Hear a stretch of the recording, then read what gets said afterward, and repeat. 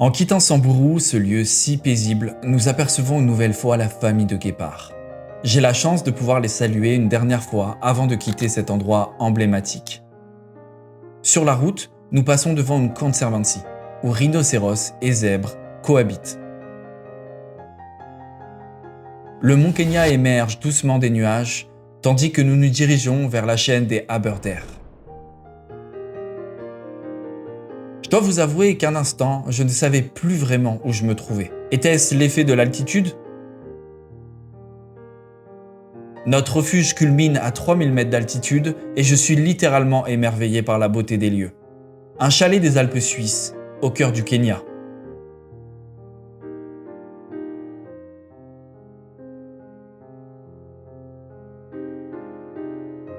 Une marche, suivie d'une nuit d'acclimatation, est prévue ici pour préparer le corps et l'esprit à l'inconnu.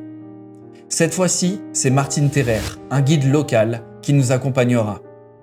Il m'indique que des buffles et des éléphants rôdent autour de nous. Je dois l'avouer, je ne suis pas totalement rassuré, mais je lui fais confiance.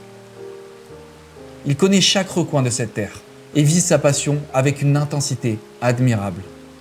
Le paysage est si beau qu'il me fait presque oublier l'hostilité du lieu. Ce que nous, occidentaux, avons oublié, c'est que tous les remèdes sont dans la nature. Martine me le rappelle avec simplicité.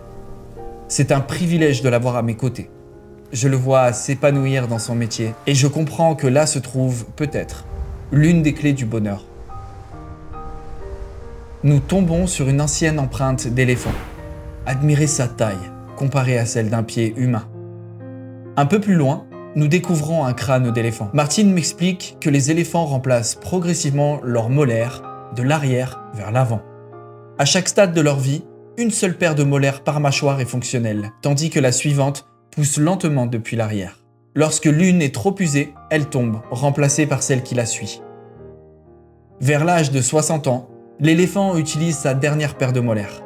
Et quand celle-ci est trop usée pour lui permettre de mâcher correctement, il meurt souvent de causes naturelles liées à la malnutrition. Le vent souffle doucement, caressant les arbres de la forêt comme une main invisible chargée de récits anciens. C'est dans ce murmure que s'inscrit la voix de Martine, notre guide, témoin de cette nature vivante.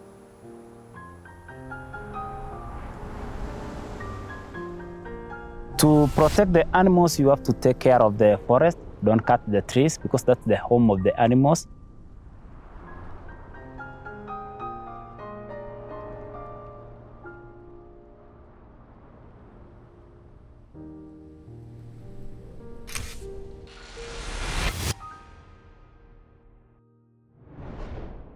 Okay, I'm Martin Terrer.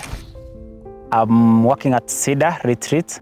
So when the guests come, I normally take them for the forest walk and the river walk. We have the natural forest here.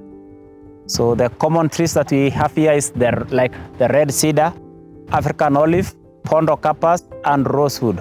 So those are common trees here, and so Pondocarpus, red cedar, and rosewood. Those are good in furnitures. Like this one now, behind me is African olive, but they don't produce any olive.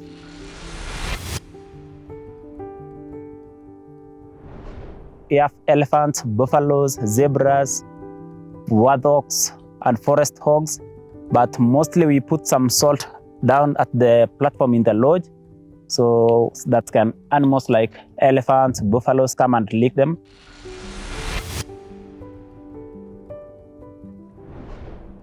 Because I like the nature, the forest. I like walking, I like hiking, yeah, and I like also the fresh air for the forest. That's why I choose to be a guide here. Yeah, it's my passion, yeah, and I like it very much. So it's good for me. So I was not forced by anybody. I just choose it. Okay, you have to have your determination. So if you want to do something, you should focus on that something.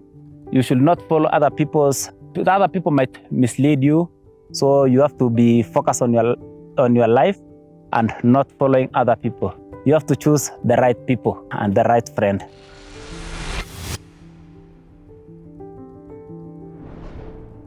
I'm dreaming to be a bit visiting all the places, but because I've been only in Aberdares, I want to be in Mount Kenya and also in Masai Mara. That's all. I like to be in that places.